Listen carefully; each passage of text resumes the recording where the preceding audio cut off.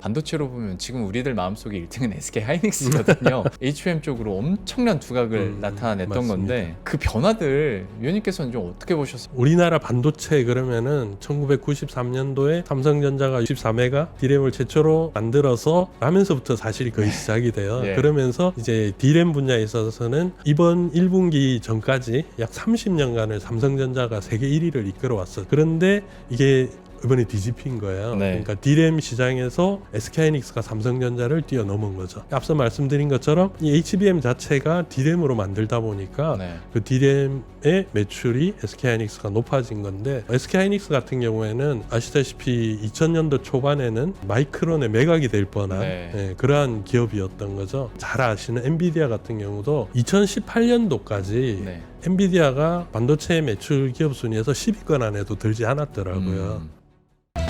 예, 심층 인터뷰 시작하겠습니다. 안녕하십니까, 김영롱입니다. 오늘 인터뷰 시간에는 반도체 산업에 대한 이야기 해보도록 할 텐데, 사실 반도체에 대한 전망에 있어서는 기대감들이 훨씬 높죠. 여기에 대해서 의심하시는 분들은 없을 겁니다. 수요도 뭐 견조하다고 하고, 지금 뭐 새로운 AI 기술 때문에 계속 뭐 서버는 늘어나고 있는 상황인데, 이거를 또 개별 기업 보다 보면 과연 다음 넥스트 스텝은 어느 기업들이 먹게 될지 궁금해 하시는 분들도 많을 테고, 또 뉴스도 하나하나 보면 뭐 관세 이슈부터 과연 개별 AI 칩들 그리고 자체적인 AI 칩 개발 과정에서 우리나라의 기업들은 앞으로 어떻게 될 것인가에 대한 뭐 걱정 반, 기대 반 갖고 계신 분들도 있을 것 같아서 오늘 이 총체적인 부분에 대해서 이분과 함께 이야기 한번 나눠보도록 하겠습니다. 산업연구원의 김양팽 연구위원과 함께합니다. 어서 오십시오. 네, 안녕하십니까. 안녕하십니까. 네. 제가 앞에서 오프닝으로 주저리 얘기는 했습니다만은 네네. 산업 자체에 대한 기대는 뭐 당연히 갖고 있는 건데 네. 과연 누가 1등이 되고 누가 우월적인 그 지위에 있느냐, 사실 그게 우리 투자자 입장에서도 중요한 거거든요. 네. 그래서 산업 전반에 대해서 한번 흘러가는 판도 읽어보도록 할 텐데 네네. 일단 약간 깨름직했던 뉴스부터 한번 소화를 해보겠습니다. 네. 놀랍지는 않습니다. 트럼프 입에서 이런 얘기가 나오는 게. 그런데 자동차 관세보다 더한 관세를 반도체에 줄 수도 있다라고 얘기를 했는데, 이 사람의 그 협상 전략은 어느 정도 모두가 알고 있는데 이게 맞는 거야? 라는 의문은 듭니다. 그러게요. 이제 그 얘기가 오늘 아침에 나왔었죠. 예. 나왔던 배경을 보면은 왜 일본이나 한국의 자동차 관세를 낮춰져 가지고 미국 기업들이 힘들게 하느냐라는 것에 대한 답을 하면서 자동차 관세를 낮춘 적이 없다. 아직 발표하지 않은 반도체와 바이오는 더 많은 관세를 부과하겠다. 이제 이런 네. 얘기를 했었죠. 네. 근데 이 얘기하기 직전 이제 지지난주쯤에 보면은 반도체에 대해서는 관세를 100% 내지는 200%, 300%까지 부과할 수 있다라고 이미 언급을 한 적이 있었어요. 네. 그래서 사실 오늘 그 얘기가 뭐 그렇게 놀라운 얘기도 아니었고 또 늘 하듯이 저런 허풍을 치는 것이 아닌가라는 그런 느낌도 좀 들긴 했습니다. 네. 근데 여기서 좀 갸우뚱했던 게 뭐 다른 산업들은 미국 내 경쟁력이 워낙 우월하다 보니까 그걸 견제하기 위해서 다른 나라의 산업들을 관세로 견제한다지만 반도체 분야에 있어서는 중국과 대립을 하고 있는 미국이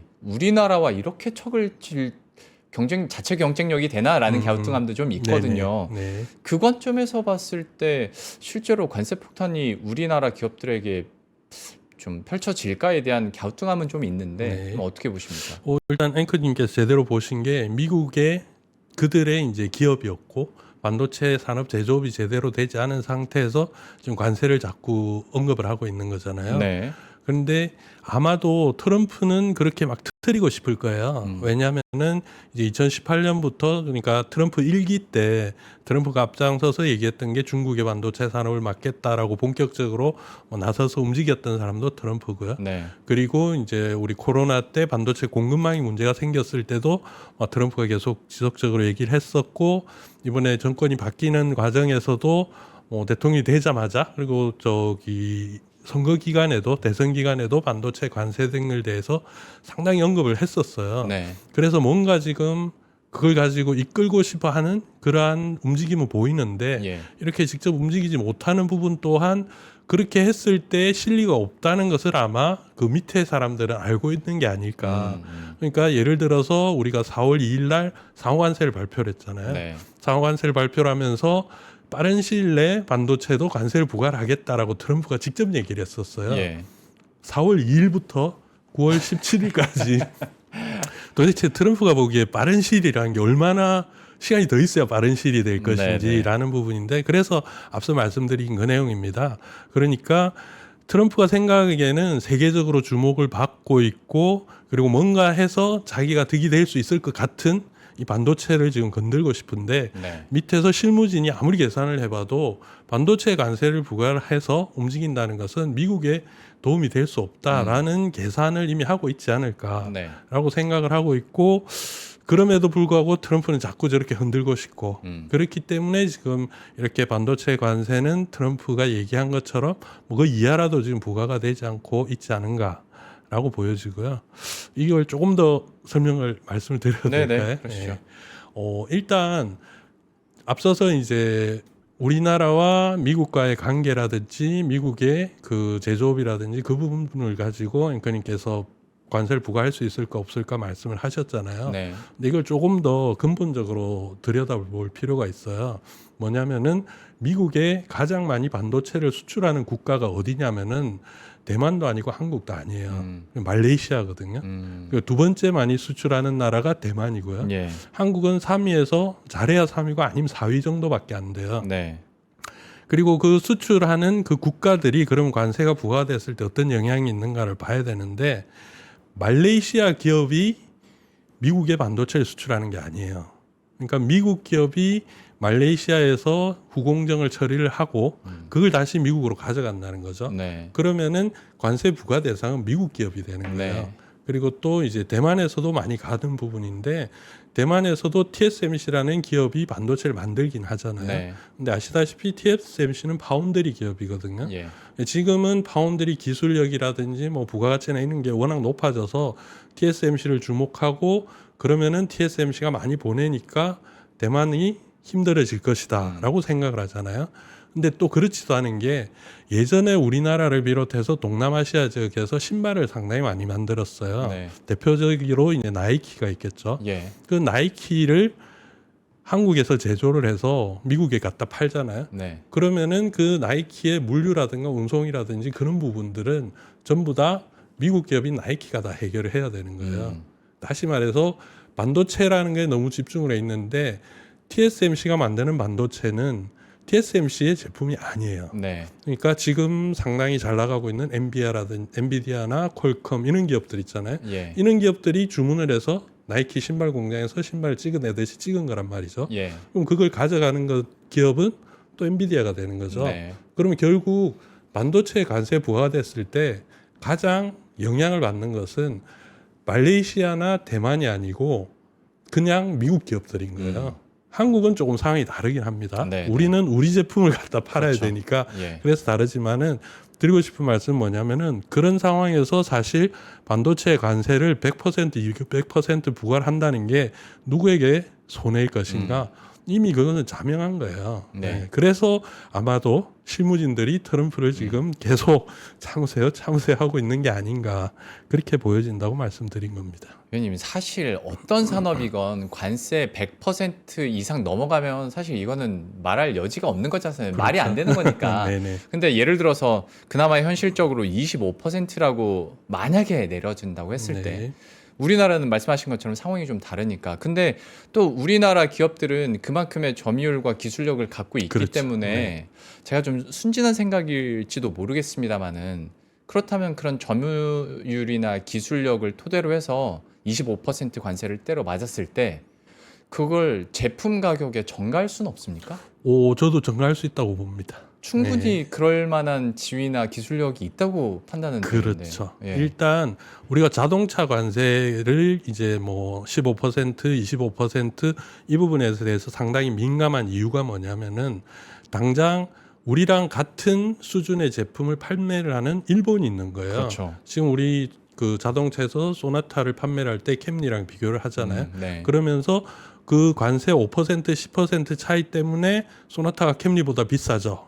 그러면은 소나타는 안 팔릴 거야. 그렇죠. 이런 논리가 있는 거잖아요. 예. 그리고 그럼에도 이제 또 관세가 불리하게 되는 게 비슷한 차종을 미국 기업에서 만든다, 뭐 크라이슬러라든지 그렇게 된다면은 관세가 1%만 있어도 그냥 우리는 불리해지는 거예요. 그렇죠. 네. 그런데 이제 반도체는 그렇지가 않다는 거죠. 앞서서 말씀드린 뭐 그 말레이시아나 대만에서 만드는 제품들은 미국 기업들이 주문해서 가니까 그렇다 치고, 그럼 이제 메모리 반도체로 돌아보자는 거죠. 네. 메모리 반도체를 제대로 생산할 수 있는 기업이 전 세계에 몇 개가 없어요. 예. 디램은 삼성전자, SK하이닉스, 마이크론 네. 이렇게 세 개고요. 그리고 낸드 프레시는 거기에 이제 뭐 일본의 키옥시아 정도 붙여가, 그리고 미국의 웨스턴 디지털 그 정도 5개 기업 이거밖에 없는 거거든요. 예. 그랬을 때 그럼 디램만 놓고 보면은 삼성전자와 SK하이닉스가 미국에 판매를 하고, 그리고 마이크론이 자국에서 판매를 하겠죠. 네. 그러면은 상식적으로 자 삼성전자와 SK하이닉스에 관세 부과가 되니까 마이크론보다는 불리해져. 그러니까 삼성전자는 SK하이닉스는 판매를 하지 못하고 가격을 낮추거나 해야 될 거야라고 생각하잖아요.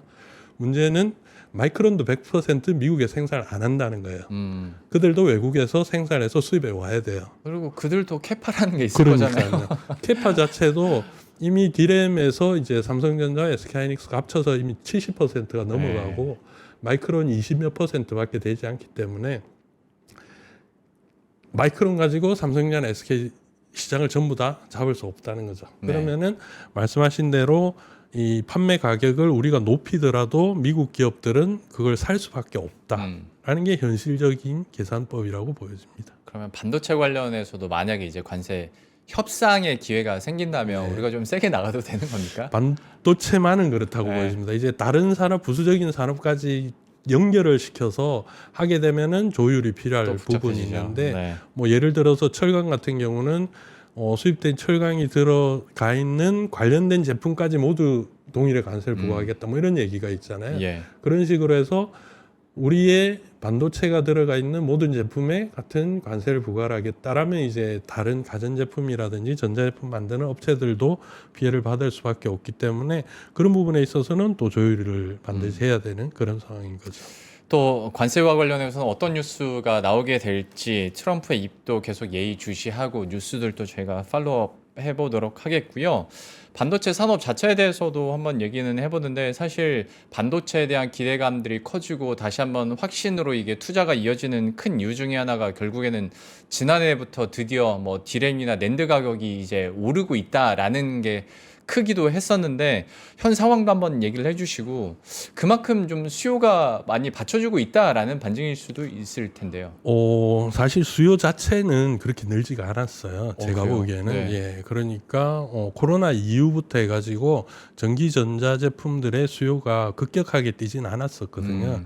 코로나 때 우리가 약간의 선수요가 있었고요. 그러면서 코로나가 끝나자마자 보복 소비가 있었고요. 그러니까 그때가 전 세계적으로 양적 완화가 있었고 우리도 그때 민생지원금 같은 지금의 민생지원금 같은 걸 받았었잖아요. 그러면서 그 돈으로 뭐 스마트폰도 바꾸고 이런 수요가 꽤 크게 있었어요. 예, 그러면서 그때 이제 전체 세계 반도체 시장이 좀 상승을 했었고 그러고 나서 급격하게 떨어졌죠. 그게 이제 23년도 얘기인데 그러고 나서 23년도에 수요가 줄어들고 그러고 나서 수요가 극적으로 회복됐다고 보기에는 사실 조금 어렵습니다. 서버형 수요는 근데 그렇죠. 괜찮지 이제 않습니까? 그게 다른 얘기로 하는데 그러니까 반도체 수요군이 크게 세 개를 보거든요. 첫 번째는 전통적인 PC 시장. 원래 이제 반도체가 만들어지고 이렇게 반도체 시장이 형성된 자체가 PC의 보급으로부터 시작이 됐기 때문에 PC가 하나의 큰 축을 차지하고 있고 두 번째는 이제 2010년도부터 보급되기 시작한 스마트폰이죠. 스마트폰을 우리 모두 다 가지고 다니면서 반도체 시장의 한 축을 가지고 차지하고 있고 그리고 이제 이 인터넷의 보급과 함께 전자 상거래에서 시작된 여러 가지 서비스들이 엄청나게 발전하면서 서버라는 새로운 수요군이 만들어지기 시작했어요. 그래서 이제 그 서버 시장도 안정적으로 성장을 하고 있었는데 지금의 반도체 전체 시장을 이끌고 있는 부분은 이 서버 시장이 예전의 서버 시장이 아니고 지금의 AI 서비스를 하기 위한 소위 말하는 AI 서버 시장으로 대체되어서 거기에 대한 수요가 늘어났기 때문이죠. 예. 예, 그렇기 때문에 이 시장이 사실 전체 반도체 시장을 견인하고 있다. 지금 현재로서는 예, 그렇게 보는 것이 맞다고 생각합니다. 이런 가격에 대한 혹시 전망도 좀 연구를 하고 리서치를 하십니까? 일단 가격 부분은 우리가 아무래도 우리나라가 메모리 반도체를 중심으로 하다 보니까 그쪽에 관심이 많이 있죠. 예. 그래서 앞서 말씀드린 것처럼 그런 굴곡에 따라서 뭐 사실 반도체 가격도 조금 변동을 하기 시작했었고, 변동을 하고 있고요. 그리고 최근까지도 말씀드린 것처럼 그런 개인 소비가 좀 낮았기 때문에 디램이나 낸드 프레시 가격이 계속 떨어지는 그런 추세였습니다. 네, 그런 상황에서 작년, 그러니까 23년도 말부터 작년까지 가격이 좀 더 많이 떨어져요. 네. 그게 왜 그러냐면은 중국에서 이제 디램과 낸드 프레시를 생산해서 풀기 시작한 겁니다. 예. 그 전까지는 기술력의 차이라든지 그래서 제대로 된 제품이 나오지 않았었는데 이제는 우리가 소위 말하는 범용 제품, 그 레거시 제품에 있어서는 디램과 낸드 프레시도 중국 기업들이 만들기 시작했다는 거죠. 네. 그리고 중국 기업들이 만든 제품이 또 중국 시장에 팔려요. 예. 근데 중국 시장이라는 것이 사실 전 세계 반도체의 거의 뭐 60% 이상 소비할 정도로 큰 시장이거든요. 그 시장에서 이제 중국산 제품이 팔리고 있는데 중국산 제품은 또 중국에는 애국 소비라는 게 있어서 예. 공산당이 뭐 국산을 사용해라는 그 명령 비슷한 네. 그런 언급만 있어도 국내 제품을 사용하는 그렇죠. 그런 분위기가 형성이 되지 않습니까? 예. 네, 그런 것과 더불어서 또 중국은 반도체 산업을 발전시키기 위해서 정부가 보조금을 상당히 많이 주고 있습니다. 네. 그러니까 기업이 만든 제품으로 수익이 나지 않더라도 일단 생산을 함으로써 정부 보조금을 받고 네. 그걸 이제 값싼 가격으로 시장에 풀게 되면은 애국 소비 때문에 수요를 해주고 그리고 또 그 제품을 사서 쓰고 있는 기업이나 그런 사람들한테는 정부에서 또 소비했다고 지원금을 줘요. 맞아요, 네. 이구한신이라고 또 있었잖아요. 네. 중국에서는. 그러다 보니까 중국에서 나온 디램과 낸드 프레시가 엄청나게 싼 가격으로 세계 시장에 풀리게 돼버린 겁니다. 네. 그래서 그 시장에서의 시장 점유율이 상당히 높아지게 되었고 그러다 보니 이제 전체적으로 가격을 끌어내리는 효과가 된 거죠. 예. 실제적으로 경쟁하는 동일 제품은 당연한 얘기고 그 위의 제품들도 저가의 제품이 시장에서 엄청나게 풀리다 보니까 그냥 이 하방 압력이라고 해야 될까요? 예, 그런 효과 때문에 또 디램과 낸드 프레시 가격이 많이 떨어졌어요. 네. 예, 그게 이제 그간의 가격 하락의 이제 원인이었던 것으로 보이고요. 근데 지금 다시 올라가잖아요. 네. 이 올라가는 게 결국 어떤 또 그게 있냐면은 중국 제품들이 역시 써보니까 제대로 성능이 안 나온다라는 실망감이 먼저 터져 나오기 시작했고요. 그 다음에 그러한 이제 이구한신이라든지 정부 지원이 개인으로 가는 부분들이 조금 많이 줄어들었어요. 지금 현실적으로 네. 그런 부분이 있고 그렇게 이제 범용 제품에서 한국 기업들이 수익을 못 내고 가격이 떨어지다 보니까 우리는 이제 더 이상 생산을 하지 않겠어라고 DDR4의 생산 단종을 선언하는 그런 일도 있었습니다. 예. 그러다 보니 이제 오히려 그 옛날 제품들에 대한 제대로 된 소비를 할 수 있는 사람들은 그걸 제대로 된 제품 찾기 시작한 거죠. 네. 그러면서 지금 디램과 낸드 프레시 가격이 올라가고 있다. 그렇게 보여지고요. 그리고 또 하나 디램 같은 경우에는 HBM이 견인하는 부분도 상당히 있습니다. 그렇죠. 네. 예, HBM 자체가 디램을 적층으로 쌓아서 만든 제품이기 때문에 예. 그 디램에 그 HBM에 들어가는 판매 매출 실적 그것도 이제 디램의 단가를 끌어올리는 요인으로 작용했기 때문에 그러한 부분들에 겹쳐서 지금 디램과 낸드 프레시 가격이 올라가고 있다라고 보여집니다. 그 가격 변화의 주요 요인들을 위원님께서 잘 설명을 해주셨는데 듣다 보니까 문득 궁금해지는 점이 중국 정부와 산업의 장점이자 단점인데 장점은 한번 지원금을 해주기로 하고 야, 이 산업 밀어보자 하면 정말 빠른 속도로 발전은 하긴 하지 않습니까? 네네. 근데 그 이면에 시간이 지나고 나면 그러다 보니까 항상 어떤 산업이든 공급 과잉 이슈가 나왔었어요. 네, 맞습니다. 이 반도체 산업 같은 경우에는 그러면 똑같이 좀 시간이 지나면 공급 과잉 이슈가 부각될 것인지 아니면 반대로 근데 이쪽은 AI에 대한 수요가 자체적으로도 워낙 많을 테니까 거기까지는 가지는 않을 거야인지 좀 어떻게 판단을 해야겠습니까? 일단 공급 과잉이 앞서서 제가 재작년 말부터 가격이 떨어졌다고 했잖아요. 그게 네. 바로 공급 과잉 때문에 나타난 현상이었거든요. 네. 근데 그 제품은 범용 제품에서 끝이 난 거예요. 네. 그러니까 중국에서 첨단 제품, 즉 우리가 제대로 팔고 있는 HBM을 아직 제대로 만들질 못하잖아요. 예. 이런 제품이 없는 한은 그 아랫단에서 공급 과잉이 일어나는 거지 우리의 주력 제품하고는 상관이 없다라는 말씀을 드릴 수 있을 것 같아요. 아, 이게 좀 실제적으로 말씀하신 AI라든지 첨단 산업에서 사용하는 제품군에서까지 중국이 생산을 하게 된다면 말씀하신 대로 공급 과잉이 일어날 거예요. 그런데 그러한 첨단 제품군을 중국이 제대로 생산하지 못한다면은 그 부분에 있어서의 공급 과잉까지는 일어나지 않을 것이다라고 이제 시장을 나눠서 봐야 된다 그렇게 말씀을 드릴까요? 네. 그러니까 기술력으로 봤을 때도 서로 타깃하는 시장이 다르다 보니까 그렇죠. 그 공급 과잉 이슈가 우리 산업이나 우리 기업들에게 영향을 미치는 건 아직은 제한적이다. 네, 맞습니다. 그렇게 한번 이해를 하겠습니다. 그러면 이제 뭐 AI나 HBM 얘기가 나왔으니 사실 요즘에 반도체 1등 기업이란 표현을 쓰기가 되게 애매해졌어요. 네. 시총으로 치면 삼성전자가 1등인 건 맞겠는데 네. 반도체로 보면 지금 우리들 마음속에 1등은 SK 하이닉스거든요. 워낙 이제 HBM 쪽으로 드라이브를 많이 걸었기 때문인데 SK 하이닉스의 현재의 상황이나 또 그러니까 어느 순간에 보니까 HBM 쪽으로 엄청난 두각을 나타냈던 맞습니다. 건데 그 변화들 위원님께서는 좀 어떻게 보셨어요? 워낙 오랫동안 삼성전자가 독주하던 그 시대를 많이 그렇죠. 보셨을 거잖아요. 뭐 우리나라 반도체 그러면은 1993년도에 삼성전자가 64K D램을 최초로 64메가 D램을 최초로 세계 최초로 만들어서 라면서부터 사실 거의 시작이 돼요. 네. 그러면서 이제 D램 분야에 있어서는 이번 1분기 전까지 약 30년간을 삼성전자가 세계 1위를 이끌어 왔었죠. 예. 그런데 이게 이번에 뒤집힌 거예요. 네. 그러니까 D램 시장에서 SK하이닉스가 삼성전자를 뛰어넘은 거죠.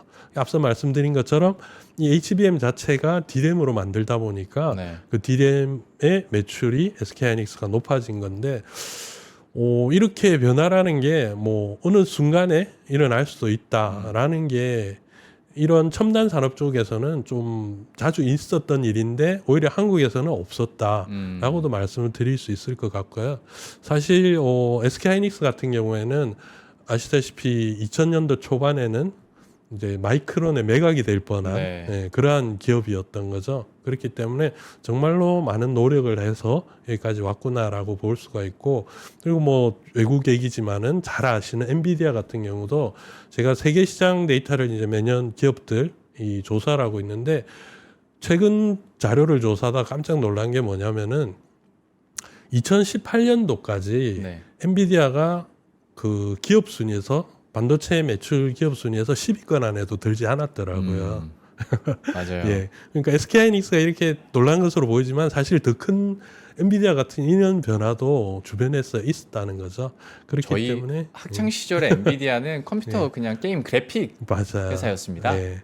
그러다가 잘 되겠지 하는 게 뭐 자율주행 정도 뭐 거기서 쓰이지 않을까 했는데 어느 순간에 갑자기 AI의 파도를 타버리더니 이렇게 될 그렇죠. 수도 뭐 있죠. 더 정확하게는 2016년도에 비트코인 붐 때 맞아요. 그때 그것도 이제 있었죠. 그래픽 카드가 동인하기 시작하면서 용산에서 품절이 그렇죠. 그러니까 그 전에 우리는 한참 게임을 하기 위해서 그래픽 카드를 사러 갔어요. 네. 근데 다른 누군가가 더 먼저 사갔다는 거예요. 네. 근데 그게 어디에 어떻게 사용이 되고 있는지 몰랐는데 나중에 알고 보니까 비트코인 채굴을 하고 있더라. 이제 맞아요. 이런 얘기가 나왔었죠. 그때 사실 엔비디아가 일반인들에게 알려졌지 그 전까지만 해도 금방 앵커님 말씀하신 것처럼 게임을 하던 사람들이 3D 그 렌더링이 잘 되는 그래픽 카드 맞아요. 사실 엔비디아 그거였었죠. 맞습니다. 네. 그러니까 생각해보면 진짜 어마어마한 맞습니다. 변화가 있었는데 그러다 보니까 한편으로 또 한숨이 나오는 게 삼성은 왜 계속 지지부진할까? 일단 HBM3E에서는 뭐 결론은 난 것 같고 네. 그러면 HBM4에서라도 승부를 봐야 되지 않겠냐 하는데 네. 여기도 소식이 좀 요원한 게 일단 SK 하이닉스나 마이크론 같은 경우에는 엔비디아의 시제품까지 공급할 계획이다 뉴스는 봤는데 삼성전자는 소식이 없는 것 같아요. 어떻습니까? 그러게 말입니다. 일단 뭐 삼성전자가 이렇게 좀 지지부진해 보이는 이유라고 하면은 아무래도 이게 추격자에서 선도자로 전환이 됐을 때 그걸 지켜나가는 게 아무래도 힘이 많이 들고 예. 에너지가 많이 소모가 돼야 되겠죠. 그리고 예전의 기술 진화 속도에 비해서 지금은 다음 스텝으로 넘어가는 게 상당히 어려워진 것이 사실일 겁니다. 예. 근데 뒤에서 추격자들은 여전히 빨리 따라올 수 있다는 거. 이제 이런 부분들 때문에 삼성이 엎치락 뒤치락 하는 데서 좀 힘들어하는 거. 그래서 이제 얘기를 했던 게 초격차 전략일 테고 네. 그걸 유지하는 게 상당히 여전히 버겁구나라고 보여지고요. 그런 관점에 있어서 앞으로 삼성전자가 뭐 잘할 수 있을까 없을까라는 부분은 그냥 계속 응원을 해줘야죠. 이게 이번에 한번 힘들어졌다고 해가지고 완전히 또 무너질 이유도 없을 것이고 말씀하신 HBM 같은 경우에도 사실은 HBM을 조금 더 빨리 이렇게 만들어서 시장에 내놓으려고 했던 것은 삼성전자로 알고 있어요. 예. 그런데 중간에 이제 경영적인 판단이라든지 그리고 그 기업의 규모에 비해서 뭐 차지할 수 있는 시장 그리고 당시만 해도 삼성전자가 HBM 기술 개발을 잠시 멈췄던 그런 시절이 있었잖아요. 예. 그 덕분에 지금 SK하이닉스에 밀렸다고 그러는데 그때 판단으로는 시장이 아직 열리지 않았었고 삼성이 차지할 해도 뭐 전체 규모에 비해서 작았던 거죠, 사실.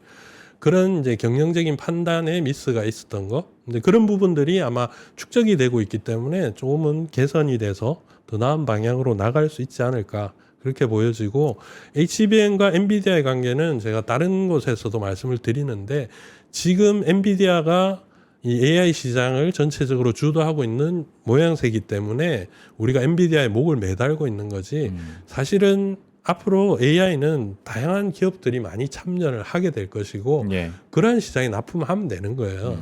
예, 지금은 이제 아무래도 처음부터 손을 잡고 나갔던 SK하이닉스가 엔비디아로서는 더 편하죠. 자기들이 요구하는 걸 알고 또 그렇죠. 이게 이제 뭐 솔직히 이런 거 있잖아요. 가려운 데를 알아서 잘 긁어주고 있는 네. 이런 SK하이닉스가 있는데 굳이 삼성전자가 기술력을 가지고 해서 가지고 온다고 한들 엔비디아가 굳이 파트너를 바꿀 이유도 없거든요. 그렇죠. 그리고 어차피 가격 협상이자 뭐 공급처 다변화를 위해서는 이미 마이크론이라는 데가 있고 그렇죠. 예. 굳이 삼성전자 이런 생각은 들겠죠. 약간은 이제 그런 전략적인 판단도 엔비디아는 지금 충분히 하고 있을 테고 그래서 삼성전자의 기술력이 떨어진다기보다는 그런 이제 환경적인 요인이라든가 그런 부분도 같이 고려를 해야 된다는 게 제 생각이고 말씀드린 것처럼 이제 얼마 전에 테슬라랑도 계약을 했잖아요. 예, 그런 식으로 이러한 시스템을 쓸만한 새로운 기업들이 지금 줄을 서서 기다리고 있거든요. 그런 기업들을 발굴을 해가지고 엔비디아만큼 키우면 되는 거예요. 앞서 말씀하신 것처럼 그냥 게임 그래픽 만드는 회사가 이렇게 됐잖아요. 네. 그럼 또 어떤 기업이 어떻게 성장할지 솔직히 모르는 상황에서 뭐 삼성을 한대, SK하이닉스만 한대 이런 판단 자체가 좀 섣부르다 그렇게 보여집니다. 저 그러면 이거는 그냥 위원님의 그냥 생각이자 뇌피셜을 좀 듣고 싶어서 여쭤보는 건데 네. 이게 기술 그러니까 어떤 정량적인 부분은 아니더라도 분명히 저는 영향을 미칠 거라고 생각하거든요. HBM3 시절하고 HBM4 시절에 삼성전자의 가장 큰 변화 중에 하나를 꼽아보라면 이재용 회장의 사법 리스크가 있을 때와 없을 때지 않을까라는 생각도 드는데 실제로 사법 리스크에서 벗어나면 기술 발전의 드라이브도 더 걸릴 수 있는 겁니까? 어떻게 보세요? 글쎄요, 그게 연결이 될 수 있을는지를 잘 모르겠어요. 그냥 연결이 될 것 같으면서도 아닌 것 같고 약간 애매하긴 합니다, 이게. 그러게요. 뭐 항상 우리나라의 기술 발전이라든지 이런 부분들은 사실 오너가의 움직임, 예. 그 오너의 명령 그리고 그렇게 또 생각할 수밖에 없는 부분들이 앞서서 말씀드린 93년도에 디램을 만들고 할 때도 그 전 10년 전으로 다시 거슬러 올라가 보면은 1983년도에 이제 삼성의 그 이병철 회장이 예. 동경선언을 했죠. 예. 동경선을 뭘 했냐면은 자 우리도 반도체를 직접 만들겠다라고 얘기를 했을 때 주위에서 다 말렸어요. 그 돈도 안 되는 거 그거 그렇죠. 뭐하러 예. 하냐고. 그걸 이제 이건희 회장하고 둘이서만 정말 굳건하게 진짜 오너 둘이서 지켜낸 게 사실은 지금의 삼성 반도체거든요. 예.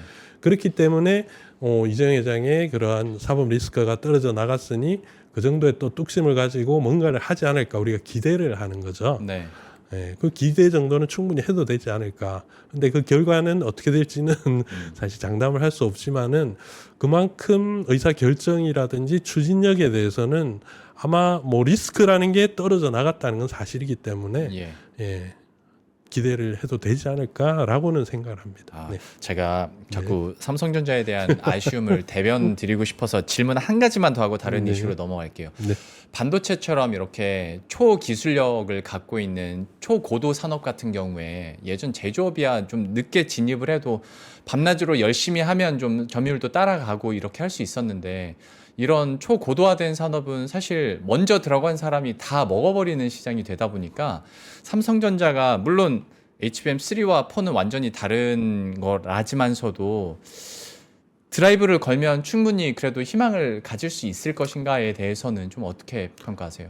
그 부분에 있어서 삼성전자는 새로운 시장 진입자가 아니고 네. 사실은 앞서서 말씀드린 것처럼 시장을 선도하고 있었던 사람이고 거기에서 잠시 멈춘 거지 완전히 모든 걸 새로 다 투입을 해가지고 시간을 써야 되는 그런 거는 아니죠. 네. 그런 경우에는 아예 지금 반도체 시장 자체 진입을 못해요. 네. 왜 그러냐면은 지금 앞서 말씀드린 메모리 반도체 기업이 뭐 그 정도 있다고 했잖아요. 그리고 지금 SK하이닉스의 수익률이 HBM 덕분에 꽤 높아졌을 거예요. 45% 이상, 뭐 50%, 60%할 텐데 그렇게 높은 수익률을 누군들 하지 않고 싶겠어요. 네. 서로 다 하고 싶어하는 그런 영역일 텐데 실제적으로 메모리 반도체 시장에 그러니까 일본의 엘피다라든지 독일의 키몬다 이런 게 없어진 게 2000년대 초반이거든요. 네.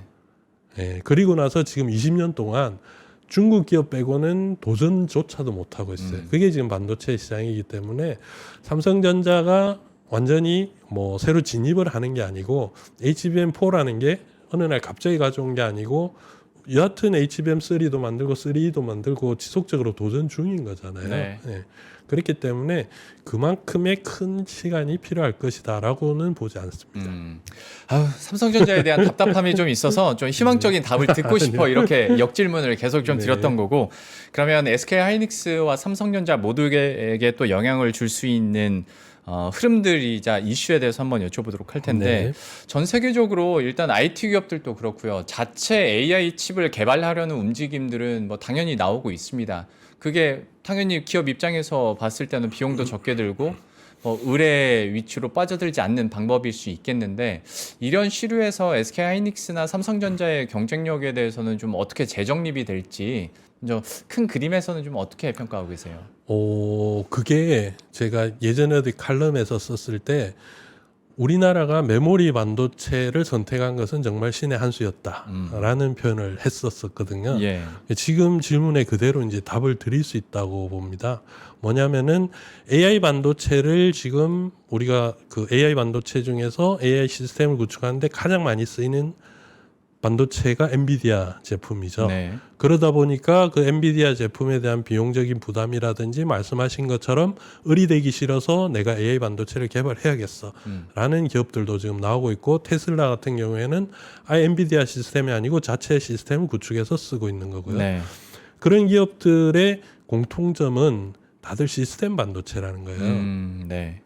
메모리 반도체는 그 어디에다가도 다 붙여 쓸 수 있습니다. 예. 그러니까 지금 현재로서의 시스템은 시스템 반도체가 있고 그 시스템 반도체가 제대로 구현하기 위해서는 메모리 반도체가 반드시 있어야 돼요. 엔비디아의 그 AI 가속기가 제대로 돌아가기 위해서 HBM이 필요한 거였잖아요. 근데 이 HBM은 엔비디아뿐만 아니라 다른 데도 다 메모리 반도체로서의 기능을 할 수가 있어요. 네. 그렇기 때문에 그 분야에서 이제 우리가 AI 반도체라 그러면은 엔비디아의 그런 시스템이나 말씀하신 그러한 특수 목적용만 생각하는데 AI 그 서버 시스템 속에 들어가는 모든 반도체가 AI 반도체에 해당이 된다고 저는 보고 예. 그래서 HBM도 AI 반도체인 거고요. 삼성전자나 SK하이닉스는 자기들이 잘하는 AI 분야에서 죄송합니다. 메모리 분야에서 AI의 시장을 개척했고 그걸 잘 지켜나가고 있다. 오히려 저는 그렇게 보고 있습니다. 예, 그래서 AI 시장이 커지면 커질수록 AI 시스템에 들어가는 메모리를 만드는 삼성전자나 SK하이닉스는 계속 잘 나갈 것이다. 라는 것이 제 개인적인 생각입니다. 알겠습니다. 여기에 대해서도 예, 명확하게 이해를 했고 또 답을 주셨고 그러면 또 뉴스 중에 하나 그러니까 혹은 뭐 2세대 AI 반도체라고도 얘기는 하는데 그 주문형 반도체 네. 있지 않습니까? ASIC라고 부르는 예. 그것과 관련해서는 브로드컴도 이 시장에 진출한다고 하고 이거는 또 우리 국내 시장이나 또 기업들에게 어떤 영향을 줄까에 대해서도 좀 궁금해지는데 이 주문형 반도체 개념부터 잠깐 좀 설명을 해주시겠어요? 그러니까요. 이게 일단 우리가 주문형 반도체라고 많이 얘기하는 그 ASIC이라는 예. 이걸 좀 말씀을 드려야겠는데 다들 착각하시는 게 이게 어떤 반도체 한 종류로 알고 계세요. 네. 그게 아니고 그냥 반도체를 만드는 방식 중에 하나로 보셔야 되고요. 아, 시스템 반도체는 모든 것이 사실 다 ASIC에 해당이 됩니다. 예. 이게 무슨 말이냐면은 ASIC이 이게 어플리케이션 그리고 ASIC A가 어플리케이션이고 S가 스페시픽 네. 그리고 IC가 이제 우리가 소위 말하는 반도체 네. 그렇거든요. 그러니까 특수 목적용 반도체로 사실은 이게 해석이 되는 부분이고요. 예. 어떠한 기능을 수행하기 위해서 만든 반도체는 전부 다 여기에 해당이 되는 거예요, 사실. 아, 그래서 GPU도 사실은 ASIC의 한 종류인 거고요. 그래요? MPU라든지 메모리 반도체라든지 모든 게 다 어떠한 특수한 목적을 가지고 만들었잖아요. 네. 그러면은 그게 이제 사실은 ASIC인 거예요. 그러면 소위 제 머릿속에는 GPU는 약간 범용 반도체 네. 쪽이고 ASIC은 조금 더 최적화된 네. 주문 제작형으로 이렇게 생각을 그렇죠. 했는데 네. 이렇게 이퀄로 둘 수 있는 카테고리는 아니라는 아니죠. 그러니까 큰 카테고리는 ASIC이고 ASIC이 있고 그 안에 GPU가 있는 거죠. 그러니까 알고 계신 부분을 조금 제가 풀어서 설명을 드리면은 GPU는 10개의 기능을 수행하는 ASIC이에요. 그런데 지금 다른 독자적으로 자기들이 만들고 하고 싶은 기업들은 내가 필요한 2개의 기능만 있으면 되는 거예요. 그렇죠. 그냥 2개의 기능만 있는 ASIC인 거예요. 굳이 우린 비싼 거 최첨단 그렇죠. 필요 없어. 네. 그래서 우리가 계속 이걸 주문형 반도체라고 하는 게 나는 10개 있는 기능이 다 필요 없고 엔비디아에서 10개의 기능을 제공하는데 예. 나는 10개의 기능 필요 없고 2개의 기능만 있으면 되니까 나에게 필요한 2개의 기능이 들어간 반도체를 만들어줘. 예. 라니까 이제 주문형이란 말이 들어가는 거지. 네. 둘 다 10개의 특수 목적, 2개의 특수 목적. 특수 목적은 가지고 있는 반도체잖아요. 예. 네, 그렇게 보시면 될 것 같습니다. 그러면 이 질문도 맞는지 한번 판단을 해 주십시오. 그렇게 됐을 경우에는 중국 기업이 좀 선전할 수 있겠는데 라는 생각이 문득 들었거든요. 왜냐하면 최첨단, 초고가 제품이 필요 없는데 한두 가지 기능만 주문형으로 이렇게 필요하다면 그 정도 기술력은 중국도 갖고 있으니 이 시장을 중국 기업이 좀 드라이브를 걸 수 있지 않을까? 라는 생각을 해봤는데 표정을 보니까 그건 아닌 거. 조금 더 다르게 또 접근해야 되는 게 뭐냐면은 예. 10개의 기능을 수행하든 2개의 기능을 수행하든 기본적으로 들어가야 될 건 다 들어가야 되는 거죠. 기술 수준은 예를 들어서 비슷하군요. 이제 반도체라는 칩에 들어서 가장 기본적으로 전류는 흘러줘야 될 것이고 예. 그 전류를 컨트롤해야 될 것이고 뭐 기본적인 기능들이 있을 거잖아요. 예. 그걸 설계하는 분들은 이제 IP라고도 하고 그러는데 일단 일단 그런 기본적인 기능들이 들어가야 되고 또 하나는 10개의 기능을 수행하든 2개의 기능을 수행하든 우리가 소위 말하는 첨단이라는 거, 뭐 몇 나노 이런 기술들은 또 다른 얘기인 거거든요. 네네. 그런 기반 기술들은 중국이 없다는 거죠. 무슨 말인지 알겠습니다. 예. 좀 다른 개념이군요. 그러니까 설계를 할 때 기능을 넣는 것과 예. 그래서 다른 것이고 그래서 중국의 팹리스 기업들이 예전에 상당히 이제 미국 제재가 있기 전에 발전을 할 수 있었던 그런 부분들이기도 합니다. 알겠습니다. 그러면 이 주문형 반도체 분야에서 우리 기업들의 기술력이나 지금 사업 현황들은 좀 어떻습니까? 그러니까 이게 말씀드린 것처럼 따로 그렇게 뭐 볼 수 없다는 아, 것이 얘네만 떼서 보기가 애매하다. 그렇죠. 어느 기능을 부탁하는 게 일반적으로는 이제 전자제품을 만들고자 하는 기업이 팹리스에 찾아가서 예. 주문을 하는 그런 게 일반적인 거래 형태거든요. 예, 그렇기 때문에 뭐 그런 특수한 기능을 필요한 일단 구매자, 거대 소비자가 있어줘야 되고 네. 그 소비자가 어떻게 주문을 하느냐에 따라서 움직이는 거기 때문에 뭐 A식의 기술을 가지고 이렇게 저렇게 한다라는 자체가 아마 조금 말하기가 어렵고 이렇게 대형 주문이 들어왔을 때 그럴 때 이제 뭔가 있다 없다라고 표현할 정도가 아닌가 그렇게 보여집니다. 그러면 약간 다른 방향에서 브로드컴과 관련된 질문을 드려보자면 브로드컴이 오픈 AI용 A식 시장에 진출을 한다. 그렇죠. 그러면 이게 엔비디아에게 얼마나 긴장감을 줄 수 있는 이슈인 겁니까? 만약에 이 브로드컴이 오픈 AI에서 원하는 기능을 완벽하게 수행하는 제품을 만들어서 공급을 하잖아요. 그러면은 엔비디아 그 비싼 걸 사서 쓰고 있다가 우리도 브로드컴으로 갈래라고 이제 고객을 빼앗기게 되겠죠. 예. 그렇기 때문에 이게 오픈 AI가 또 주목을 받는 게 우리가 지금 AI 중에서 제일 많이 쓰는 게 일반인들이 챗 GPT잖아요. 네. 네.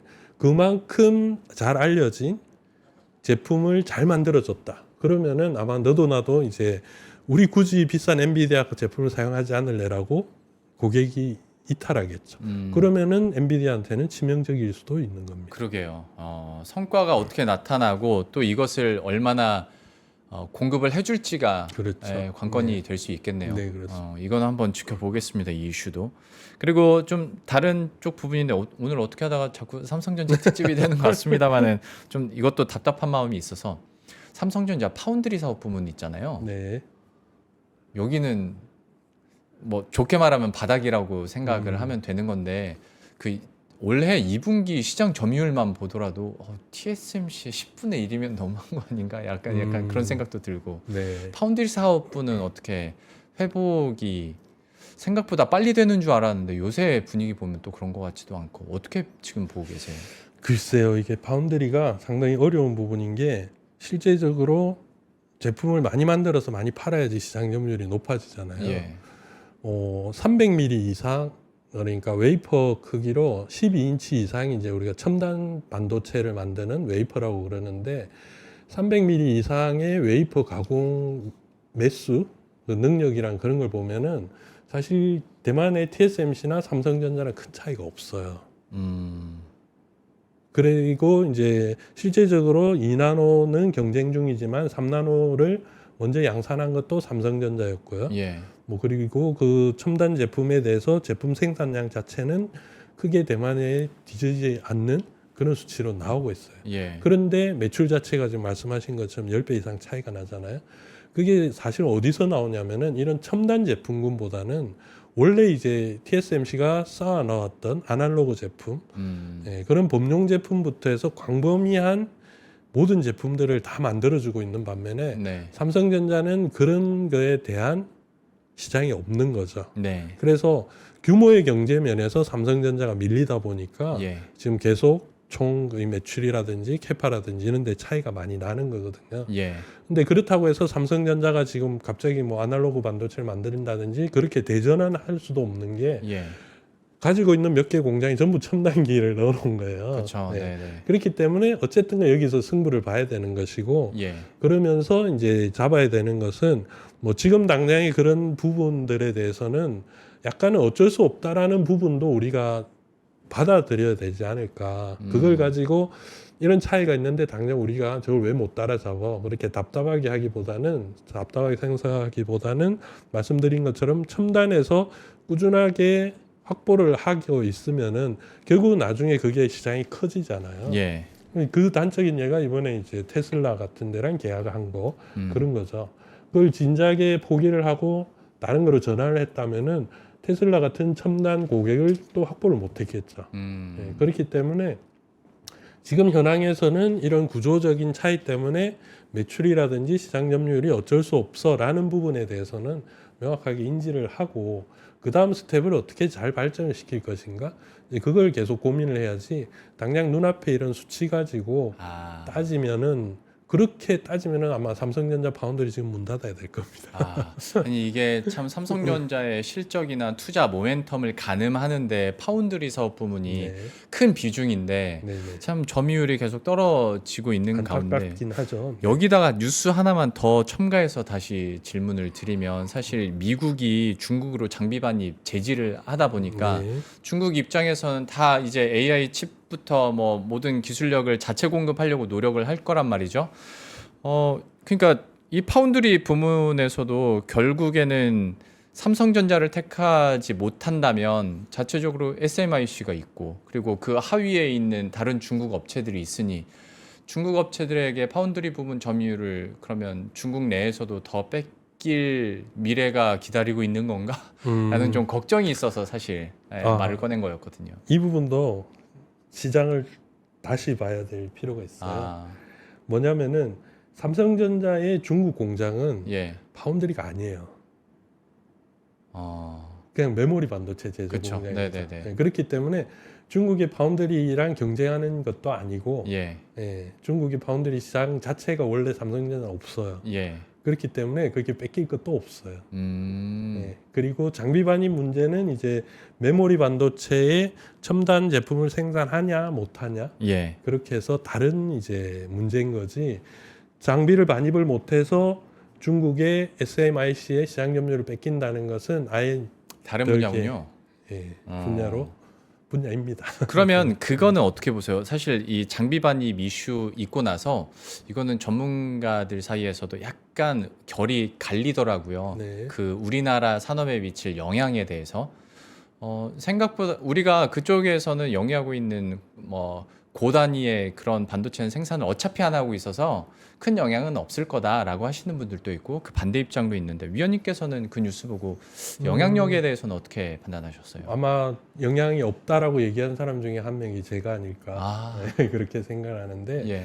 지금 장비 반입이 이번에 이제 금지가 특혜가 사라진 거예요. 정확하게는 장비 반입이 어렵게 된 건 2년 전에 이미 미국 정부가 발표를 했었고 당시에 여러 가지 이제 우리 기업들이 많이 고민을 하고 뭐 장기적으로 어떻게 해야 되는지 전략도 수립을 했었을 겁니다.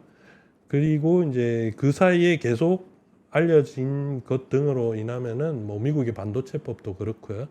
중국에 대해서 향후 10년간 15%인가 외형 확장을 못하게 하고 그다음에 첨단 장비 반입은 당연히 안 되고 등등의 얘기가 이미 그때 다 나왔던 거예요. 그렇기 때문에 중국의 공장을 어떻게 잘 활용할 것인가라는 부분은 중국에서 첨단 제품을 더 많이 생산할 거다라는 계획은 아마 기업들에서 다 뺐을 거예요. 뺐어야 된다고만 봅니다. 저는. 그렇게 놓고 보면은 굳이 이번에 장비 반입이 금지가 됐다고 해서 어떤 기업에 타격이 갔다? 그러면 그 기업이 리스크 관리를 제대로 못한 거죠. 그래서 아마 없을 거라고 봅니다. 이번에 이런 부분에 있어서는. 실제로 주가도 그렇게 얘기를 했죠. 그렇게 반응을 하긴 했습니다. 알겠습니다. 뉴스에 대해서도 한번 살펴봤고 시간이 이제 10분 정도밖에 안 남아서 온디바이스 AI도 잠깐 얘기해 보겠습니다. 이쪽으로 보면 분명히 삼성전자가 잘하는 그 공통분모가 분명히 여기서 나올 것 같긴 하거든요. 구체적인 그림은 제가 전문가가 아니라 잘 못 그리겠습니다만은 이 분야와 관련해서는 앞으로의 청사진 좀 어떻게 보고 계세요? 온디바이스 AI라는 게 이제 쉽게 말하면 우리 모든 일상에서 AI가 다 적용이 되고 사용이 된다라는 거거든요. 그래서 가장 먼저 우리 주변에 왔던 게 이제 뭐 스마트워치라든지 이런 부분이 더 발전을 해서 관리를 해주는데 이러한 데이터들을 모아서 서버를 일단 보내고 그 서버에서 받아서 우리에게 어떤 뭐 움직임을 준다든지 그런 게 기본적인 이제 뭐 예전에 얘기했으면 엣지 컴퓨터 키팅이라든지 그게 지금은 이제 온 디바이스 AI 등으로 얘기가 되고 있는데 결국은 그 서버에 부담을 줄여주고자 하는 그런 AI 반도체가 아마 온 디바이스 AI로 지금 동칭이 되고 있을 겁니다. 그러면은 왜 삼성전자에서 온 디바이스 AI를 계속 얘기를 하냐면은 삼성전자는 그러한 디바이스들을 많이 만들고 있다는 거죠. 그러다 보니 그 디바이스들이 발전해 가야 되는 방향이 이미 온 디바이스 AI 쪽이고 그쪽으로 삼성전자한테 기대를 한다라고 아마 보고 계실 거고 그런 부분들은 지금까지 얘기했던 우리가 메모리 반도체라든지 뭐 그런 것과는 또 다른 차원의 여기서 이제 들어가는 게 앞서 말씀하신 ASIC이 되겠죠. 그 디바이스에서 정말로 서버에 주지 않고도 처리를 할 수 있을 만큼의 그러한 컴퓨팅 능력, 그건 이제 메모리 반도체가 아니고 시스템 반도체가 돼야 되는 것이고 말 그대로 기능을 자기가 특정을 해서 해야 되는 거잖아요. 네. 네, 그런 부분들은 사실 삼성전자가 메모리 반도체도 있고 조금 전에 우리가 같이 얘기했던 파운드리도 있지만은 또 LSI라고 시스템 사업부가 있어요. 예. 네, 그러니까 그쪽에서 지금 열심히 개발하고 있지 않을까라고 생각합니다. 조금만 더 가서 로봇도 하고 있지 않습니까? 그렇죠. 네. 요즘 워낙 이제 피지컬 AI가 유행하면서 네. 예, 그래서 이제 휴머노이드 쪽으로 하고 있고 뭐 그러한 것뿐만 아니라 삼성전자는 사실 여러 가지 다 하고 있는데 그 중에서 어떤 걸 선택해서 잘하느냐 포기하느냐 네. 그게 정말로 이제 중요한 판단의 기준이 돼야 되고 그 미스로 인해서 지금 HBM에 이러한 좀 발목을 잡혔다고 해야 되나요? 네. 이런 경험을 갖고 있기 때문에 아마 지금 경영진들이나 뭐 열심히 고민들을 많이 하고 계시지 않을까 그렇게 보여집니다. 그러니까 생각해 보면 삼성전자는 다 이미 하고 있어요. 그렇죠. 거기에 없는 게 대해서 이제 기술력이나 그 확장성 측면에서만 다시 한번 우리들한테 보여주기만 하면 되는 건데. 네, 그렇습니다. 참 그렇습니다. 온디바이스 AI 얘기하다 보니까 그럼 이쪽 분야 잠깐 좀 소개를 해주시고 좀 마무리를 할까 하는데 온디바이스 AI 쪽으로는 사실 어디까지 확장된다고 우리가 개념을 좀 알고 있으면 될까요? 글쎄요. 이게 뭐 자동차까지도 자동차는 얘기를 기본이죠. 많이 하고 예. 그리고 그 자동차는 이상으로는 뭐가 기본이고 있을까요? 말씀드린 것처럼 온 디바이스 AI가 그러게요. 거의 일상의 사용이 모든 곳에 되지 않을까?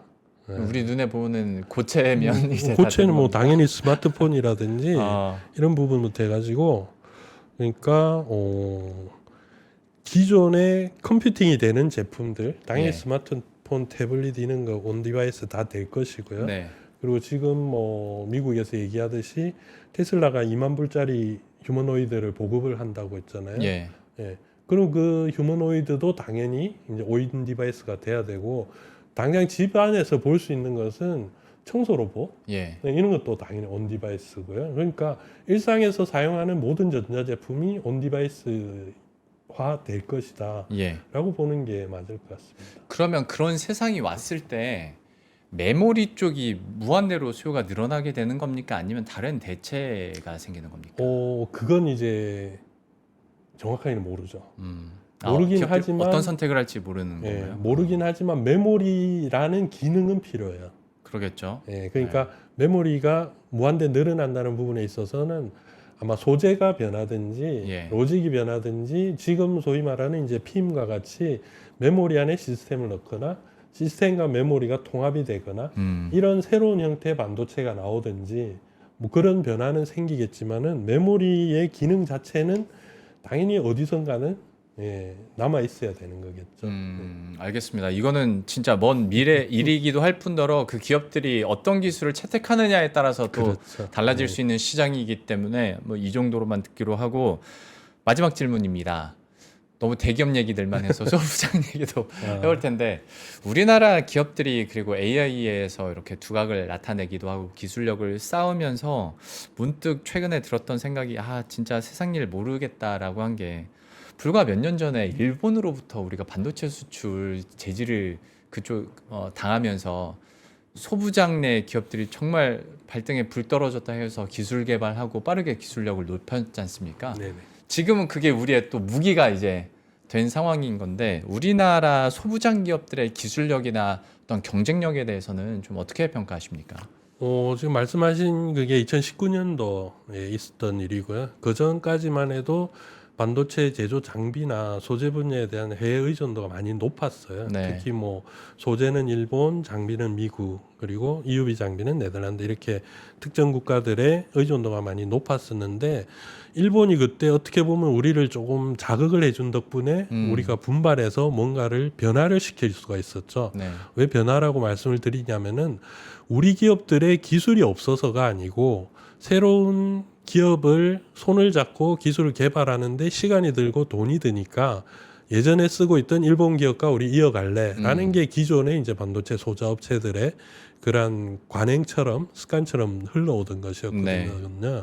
근데 그렇게 싸고 잘 사이 좋다고 생각했던 게 이렇게 틀어질 수도 있어라고 이제 한번 우리를 자극을 준 거죠.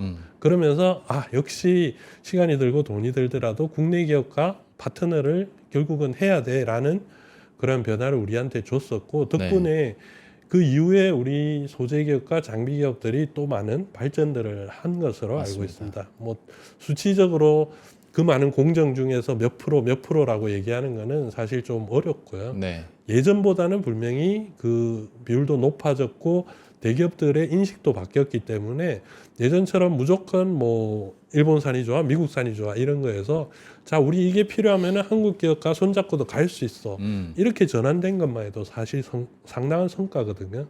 그러면은 또다시 어떤 위험이 닥치거나 그럴 때는 움직이기 쉬워지잖아요. 예. 예, 그런 상태이고 뭐 기술 수준을 물어보셨기 때문에 말씀드리면은 정확하게 일본이나 미국의 최상위급 기술까지는 아마 도달하지 못했을 거예요, 현실적으로. 그렇지만 그래도 예전보다는 상당히 높은 수준으로 올라서 있다라는 정도만 말씀드릴 수 있을 것 같습니다. 그러니까 사실 단순히 자체 공급만 할 수 있을 정도가 아니라 그건 어쨌거나 어느 나라도 못해요. 반도체 공정에서 100% 자기 기술만 가지고 예. 반도체를 생산할 수 있는 나라는 전 세계에 하나도 없습니다. 제 말은 예, 예. 그러니까 그냥 우리가 지금 수출 제한을 받으니까 어쩔 수 없이 우리 거를 써야지가 아니라 이제는 수출을 할 수 있을 정도의 그렇죠. 규모와 예. 기술력은 되지 않았나라는. 그렇게 지금 많이 올라가고 있는데 그래서 이제 우리 장비 기업들이 중국 매출도 좀 높아지고 했었어요. 그런데 또 미국의 제재 때문에 장비 업체들도 피해를 받고 있는 그런 상황이긴 합니다. 그것 때문에 또 잠깐 슬로우해질 수도 있겠군요. 그렇죠. 네.